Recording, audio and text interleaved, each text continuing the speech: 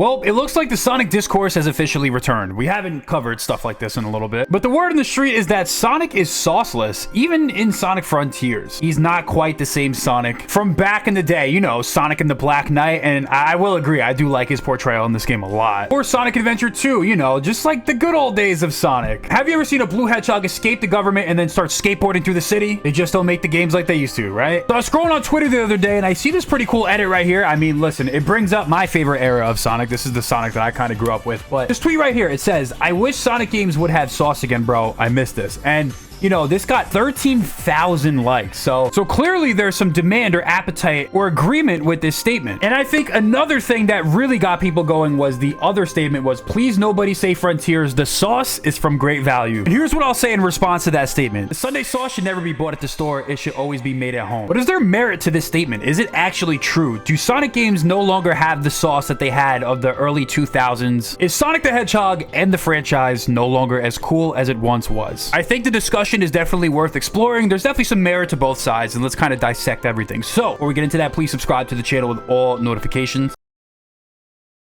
And let's get into it. So what exactly is sauce? Because I'm sure not everyone understands what this means. So what it basically is the style of Sonic, the swag, the confidence. It's essentially the things that make him cool, the things that make Sonic Sonic, the things that make him edgy. It's the certain aura that he has about him. Everyone kind of inherently knows what this means, especially if you're a fan of the Sonic franchise, whether you can put it into words or not. I'm not the best at putting things into words, so why don't we use some examples? What better way to demonstrate Sonic having sauce than the opening cutscene of Sonic Unleashed? He plops up in the middle of space onto Eggman's fleet, by himself by the way, immediately starts flying through the enemies and taking out an entire Eggman fleet by himself. Even when Sonic is captured, he still finds a way to have that signature smirk, whips out the Chaos Emeralds, goes supersonic, and then finishes the job. That is until he turns into a werehog and gets captured and sent back to Earth, but that's because we needed to start the game. Even a game like Sonic 06 has a very raw opening cutscene which really demonstrates Sonic's aura, demonstrates Sonic's sauce. He comes in at the speed of light with his signature smirk once again, takes out a bunch of Eggman robots in probably the coolest way possible, and then he finishes with the coolest finishing touch by simply kicking the robot into the water. By the time Sonic introduces himself in this cutscene, you already know everything that you need to know about this character. Whether it's your first time playing a Sonic game ever, you're like, wait, this guy is him, bro. We had mentioned this earlier in the video as well, but Sonic Adventure 2, the opening cutscene when he comes out of the plane, escapes the government, and it's not only just the theatrics of what he's doing in here, it's also the dialogue. Talk about low budget flights, no food or movies, I'm out of here. I like running better. Like, he's just him, bro, and he does a backflip jumping off the plane. Like, he did not need to do all that. Opening cutscene of Sonic Riders when he like goes back to save Tails. Like, maybe it's the art direction, maybe it's the style of like the cutscene, but you just see like this man really has the aura. Think of moments like the introduction to Egg Fleet in Sonic Heroes. Like, this shit was raw, bro. Sonic and the Black Knight, I mean, not much more could really be said about this game. This is, in my opinion, is peak Sonic characterization. I really love him in the game, but also it's Jason Griffith's best performance. It's also a mix of voice acting as well. I'm Sonic the Hedgehog,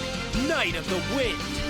Let's settle this once and for all, King Arthur. Then bring it on, King Arthur.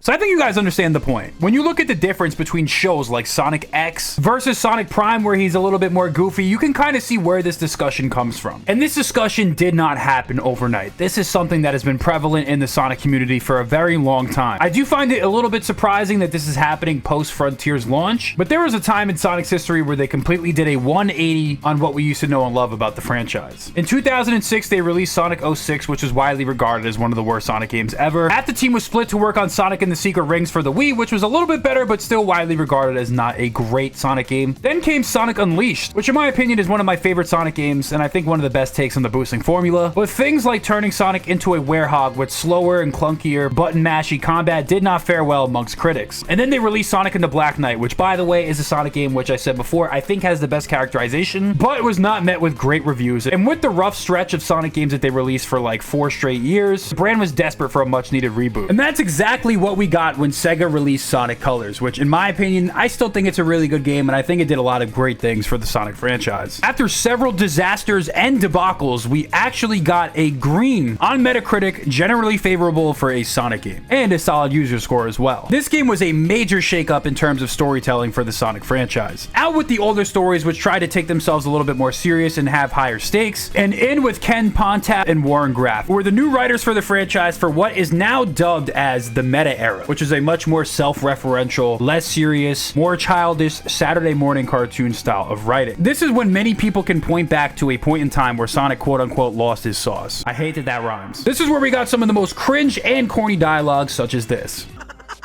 Baldy nose hair. That's the best thing I've heard all day. Eggman, I am going to save this planet, and I am going to free these aliens. No copyright law in the universe is going to stop me! For the first time in a long time, the philosophy for the Sonic franchise was to just let the gameplay carry the story. Most of the cool moments that I would say that you find in the story are probably in the gameplay. You feel the most cool when you're running at the speed of sound with Sonic. The story's got its moments, like you see Sonic running away from the black hole, like that was always pretty cool to me. Opening cutscene was definitely dope. Sonic still got his sauce in those cutscenes for sure. But a lot of the issues I think a lot of people have stem from the characterization and dialogue. But we'll get into that a little bit later. Let's move on to the rest of the meta era. Sega once again, just a year later, struck gold again with Sonic Generations, which is still to this day one of the highest received 3D Sonic games. There's a reason why they're remastering this game. It's not because there's a huge demand for it, it's because the game is universally well liked, so it's low risk. But the writing in this game did not really improve. It was once again carried by the gameplay, and then you introduce cute little classic Sonic to the game. That also rubbed a lot of people the wrong way as well. Sonic Lost World again was plagued by some of the poor writing decisions that made a lot of people lose faith in the storytelling of Sonic. But here's the thing though, this was the direction that Sega wanted to go into, and I fully support it because for the first two games, Generations and Colors, they were really good. It's just when the games got bad, that's when the problem became more glaringly obvious. Because next they just threw the Sonic franchise basically out the window and tried to reboot with Sonic Boom, which was an objective failure. And then they tried to recapture some of that magic that people wanted back in the day with Sonic Forces, you know, tried to be a little bit more serious, but still it fell flat and was plagued by a lot of the corny writing and dialogue. Your plan will end like all your plans do, with you sitting in a pile of busted robot parts wondering how you failed so badly. God, that was so awful, just from every direction. I hate to say it, even the voice acting, the writing, it was just that, like, that just encapsulates, like, no sauce. So clearly Sonic was in a bad state. It feels like to many people the character was completely stripped of his identity. Now that the games were consistently, once again, poorly received, it was finally time for them to go into a new direction and ditch the writing staff, because one of the things that people hated the most was the storytelling of these games. They wanted to go back to the time when Sonic actually had sauce. The Sonic movies had just released and they are universally regarded as a major success for Sonic, bringing him back into the spotlight. So now the follow-up game, 5 years in the making to Sonic Forces, had to step up because the movie hype was definitely there. And I genuinely think that they truly delivered on bringing that magic back to Sonic when Sonic Frontiers was revealed. The first gameplay reveal was obviously extremely rocky for Sonic Frontiers and basically sent the entire fan base into hiding and infighting. But as more and more gameplay footage and marketing was revealed for this game, it was actually looking like it was going to be pretty good, or at least pretty decent. When you talk about Sonic having sauce, I look at the reveal trailer for Sonic Frontiers.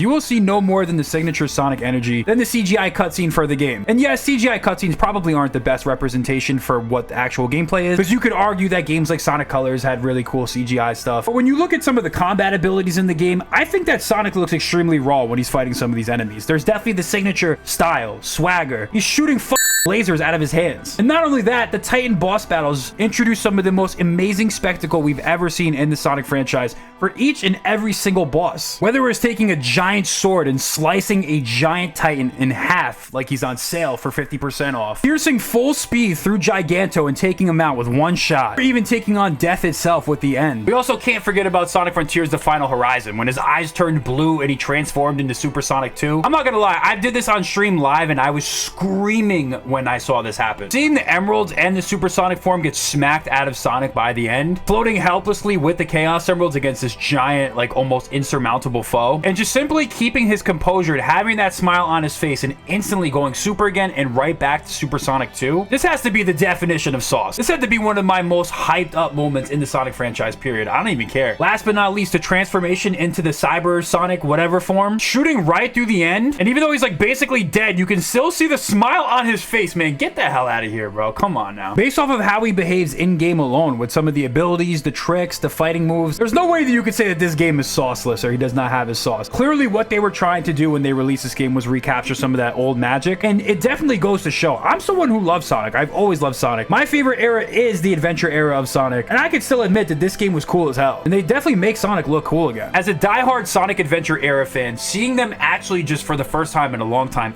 actually care about making Sonic stand out and doing what he does best. Like, this is what really separates him from characters like Mario or whoever. Like, that right there was truly what Sonic was all about. So seeing that love and care come back to the franchise really made me so proud. Now that I've kind of said some of the things I want to say, there's still more, but now we can get into what the other side is saying. What are the people that say Sonic Frontiers have no sauce? What are they saying? So you got tweets like this to say, seen Frontiers fans mad. People are saying Sonic has no sauce anymore and defend the game with their heart. But like, besides the Super Sonic fights, which, you know, is kind of a main part of the game, you know, how do you just like, oh, besides the really cool thing that happens in the game, I don't see what you guys are talking about. This person says the problem with Frontiers is that it has no distinct style or sauce with the game. You see the adventure games, Unleashed, Rush games, and you could tell alone that those are Sonic games. I could put anyone in Frontiers and it would not clash with anything, and that's a problem. Here's someone hyping up the Super Sonic boss fight when they're referring to like the sauce of the game, and then someone tweets out 3 of the images are from the Super Sonic fights. General vibe and aesthetic of the game is the definition of sauceless, lol. That's clearly what the original tweet was in reference to. So I feel like there's almost friction with what the definition of the word means. I think aesthetic of like the game world, if that's what you're talking about, I think that's probably the lowest thing on the hierarchy of what qualifies as like sauce for the game. Are you going to tell me that a game like Sonic Colors, like Sonic has sauce in this game because the game world around him looks a little bit more vibrant and has like a clearly defined aesthetic? I think when we talk about when the character has sauce, I'm talking more about the individual character and how he behaves on the individual basis, not like how the world looks around him. Like, he still says Baldy McNosehair in this game. That is the definition of like negative sauce. Could the game world have had maybe better aesthetics? I mean, to be honest, I guess, but like, I don't really care that much about what the environment looks like. I think I'm one of the few people that like, it doesn't really bother me that there was like a hyper realistic world. Maybe I'm the only one, but yeah, sure, it could have been better. I think in particular, cyberspace is something that could have benefited from maybe some different world themes and aesthetic. Final 2 islands basically being a copy and repaste of the first island was probably an issue too. Something that takes itself a lot more seriously, by the way, and it's definitely not no Sonic Forces, Sonic Colors, or Sonic Generations. But I'm more about the gameplay. But this, to me, doesn't really have much to do with the individual character of Sonic. I feel like we're almost having 2 separate debates. I think when you talk about the sauce for the main character, the things that are most important is the style. For how the character behaves, whether it's his actions, such as the combat abilities that Sonic possesses, obviously the Super Sonic boss fights. Like I was saying before, the combat in the game is really cool. Sonic genuinely looks extremely cool when he's doing the combat in this game. Like, some of these combos that he's able to pull off, like he's pulling cyber energy out of his hands, he's doing crazy combos, the camera's going all over the place. Like, the spectacle is definitely there. Like, you can't tell me that this isn't sauce right here, or there's no style or swag when he's pulling these moves off. The combat in older Sonic games is literally just a homing attack. All this stuff just makes it feel like they were trying to give him that signature edge again. Like, dude, Mario is not pulling some Sonic boom kick like this. It's something that's really unique to Sonic. I don't think anyone could deny that all this stuff looks really cool. And then I think the second biggest thing, or maybe the second most important thing, aside from how the character performs in combat, which by the way I think looked pretty cool, is probably the dialogue and maybe the voice acting. And I think that is one place that maybe we can pinpoint where it could have been a little bit better. Make no mistake, I'm definitely happy that we've shifted away from the meta era type stories with the writing and the characterization and all of that. And I'm really happy that that's what they tried to do with the story. Like, please keep doing this. Like, keep expanding and building upon this. But I do feel like the cutscenes are very bland in the game for the most part. There's definitely some decent dialogue between the characters. Like, it's nice to see that. But I do feel like maybe because I'm not as high on the voice actor Roger Craig Smith as a fit for Sonic the Hedgehog, it feels like some moments the dialogue still can feel a little bit corny at times, or maybe the delivery. To me, it's not the best fit for the character. I know he's a great voice actor in general. I know a lot of people like Roger Craig Smith, and a lot of people like the new direction in the game. Like, I honestly like how his voice sounds, but when I think of Sonic, it's not necessarily what I think of. For some reason, I just feel like his lines don't hit as hard as stuff like this. What you see is what you get. Just a guy that loves adventure. I'm Sonic the Hedgehog. You will never make it in time. Yeah, maybe, but I play by my own rules. Remember that. Hang in there, kiddo. I'll get your folks back. But I also feel like the cutscenes were definitely underwhelming as well with the animations and stuff like that. Like, this is definitely an area where things can improve. Here's a good example of what I mean by this. You've got brains like Eggman, speed like me, and can fly with your butt. We also have a lot of these like weird cutscenes in the game where the characters are basically sitting there with their idle emotes, just talking to each other with no other actions. So what I mean by like the cutscenes being sauceless, like this is kind of a good example. I do genuinely appreciate the dialogue between the characters though, because there's some moments where it's like, you know, with the flashbacks and stuff like that, but there's definitely some wholesome moments in there. So this is not me saying abandon this. This is me saying keep working at it, keep getting better, because we're certainly taking a very big step in the right direction. And I'll take this over any game in the meta era all day, any day, but I still don't like it as much as as like the adventure games or Unleashed or Black Knight. This moment right here, I mean, even though I was criticizing some of the cutscenes, there's still some good to be found, because if you look at this cutscene, Sage is telling him basically to stop going. Why is he still smiling? And you see, without any dialogue or any words whatsoever, with Sonic basically fighting the corruption to the very end, to the surprise of Sage, he's still keeping that smile on his face. With no dialogue said, you still see a lot about Sonic's character. Like, he's still got the sauce, man. He's still there, bro. I'm telling you. I think the game has genuinely delivered some of my favorite moments all time in the franchise. To say that Sonic Frontiers is sauceless, especially me, like, I'm a veteran Sonic fan who's liked the games my entire life. My favorite era is still the adventure era, but I think the notion that Sonic has no sauce in this game just makes no sense. There's definitely a ton of these moments in Sonic Frontiers, though. I mean, it's not always 100% there. It's not 100% consistent. But if there's anywhere you could poke holes at, maybe it's some of that dialogue and cutscenes. But hopefully going forward, Sonic Team and Ian Flynn can do a good job of keeping those Sonic stories serious, but also keeping it true to Sonic himself. And I'm sure they're going to keep doing that. Even if you look at Sonic and Shadow Generations, like they're bringing Black Doom back and stuff like that, like I think the next step is to try to repair Shadow's character. I do think they did a pretty good job with Sonic. Just keep going. Don't abandon serious storytelling. Like, just keep expanding upon it. And I think they're going to look to deliver on the next game. Maybe another area in the game where he doesn't quite beat the sauceless allegations could be the model. I mean, in my opinion, I don't think the model's terrible. Like, it still looks like Sonic, but I'm a little surprised that in a game that's kind of like a soft reboot for the franchise, they went with the Forces model, because there was this idea before the game came out that maybe they would go in a different direction and try to stylize the model a little bit more. Some of this can be felt definitely like in those supersonic transitions and stuff like that. Animations were a little bit lacking there. So there's some areas where they can improve, but the idea that this game is sauceless makes no sense. I mean, arguably, this could be one of the sauciest Sonic games of all time. Let's be real here. There is no denying that they clearly wanted to capture that essence that the early 2000s Sonic had, and I think Sonic Frontiers did a really good job of doing that. So I don't know. You guys let me know what you guys think. So yeah, those are the general arguments for, you know, people saying that Sonic Frontiers has no sauce or the character has no sauce anymore. Do you agree with that? They basically are saying that outside of the spectacle of like the supersonic boss fights, which I don't know how you discount like one of the biggest portions of the game, maybe some of the dialogue, game aesthetic and stuff like that, Sonic is sauceless. Do you guys agree with what they are saying? Personally, I don't at all. Let me know what you guys think down below. I think I've done enough talking.